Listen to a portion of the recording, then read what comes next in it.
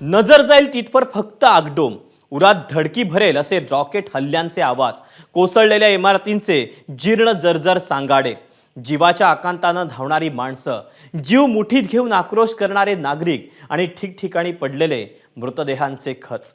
इतकंच काय तर ज्यांनी अजून नीटचं जगही पाहिलेलं नाही त्या इवल्या इवल्या जीवांचे केलेले शिरच्छेद आणि तिथेच जाळून टाकल्यानं कोळसा झालेली लहानग्यांची शरीरं.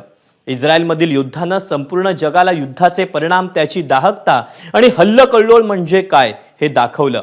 ज्या युद्धभूमीवर मानवता आणि अमानवीपणातली दरी धुसर झाली, सत्तेच्या हव्यासापोटी चालती बोलती माणसं मारली गेली, त्याच युद्धभूमीवर एबीपी माझानं पाय ठेवला आणि तिथला ग्राउंड रिपोर्ट जगासमोर आणलाय. आपणही पाहूया.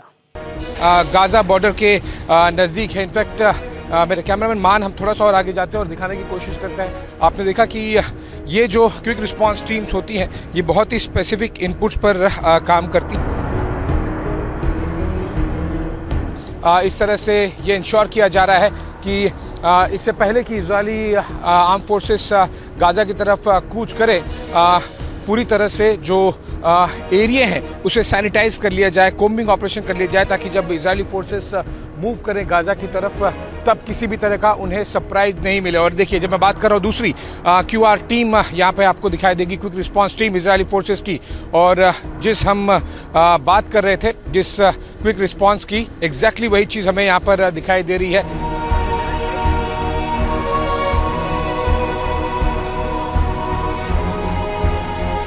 लगभग सारे जो रास्ते हैं, चाहे वो गाजा से इजराइल की तरफ आने के लिए हो या फिर इजराइल से गाजा की तरफ जाने के लिए, ये सारे रास्ते बंद कर दिए गए हैं और सभी जगहों पर इस तरह से आपको चेक पोस्ट दिखाई देगा.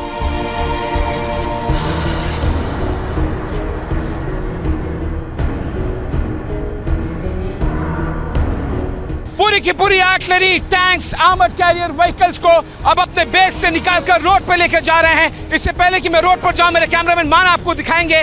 देखिए किस तरह से दो अलग अलग लाइंस आपको दिखाई दे रही है. एक टैंक्स की है, दूसरा इन्फेंट्री कैरियर व्हीकल्स की है.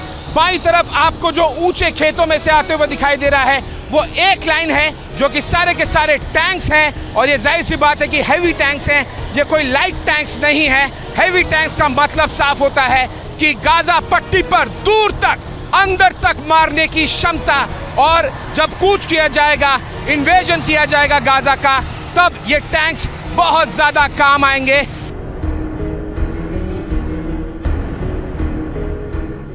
चार दिन पहले बेंजामिन नेतन्याहू ने कहा था कंप्लीट सीज ऑफ गाजा, और अब 4 दिन बाद उसकी झलक देखने मिल रही है कि बेंजामिन नेतन्याहू के कहने का क्या मतलब था. यानी कि भले ही यूनाइटेड नेशन से या किसी और संस्थान से, किसी और अंतर्राष्ट्रीय मंच या देश से कोई मैसेज आए बेंजामिन नेतन्याहू को, वो रुकने और थमने वाले नहीं हैं.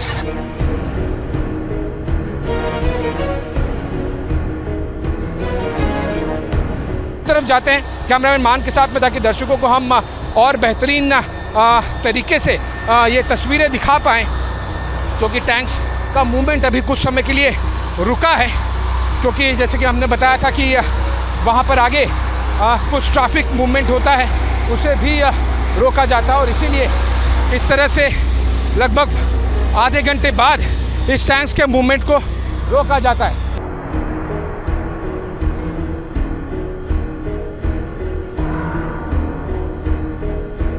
जो आप गाड़ियां देख रहे हैं जिसपे इजराइल का आपको सिंबल बना हुआ दिखाई दे रहा है, ये इन्फेंट्री कैरियर व्हीकल है, और बख्तरबंद गाड़ियां ये इसलिए इस्तेमाल की जाएंगी ताकि जब आप पैलेस्टीन और हमास की तरफ बढ़ें, तब फिर जो सामने से रेजिस्टेंस मिले, अटैक हो, काउंटर अटैक हो, तब इस तरह की बख्तरबंद गाड़ियां सैनिकों को सुरक्षित रख सकें.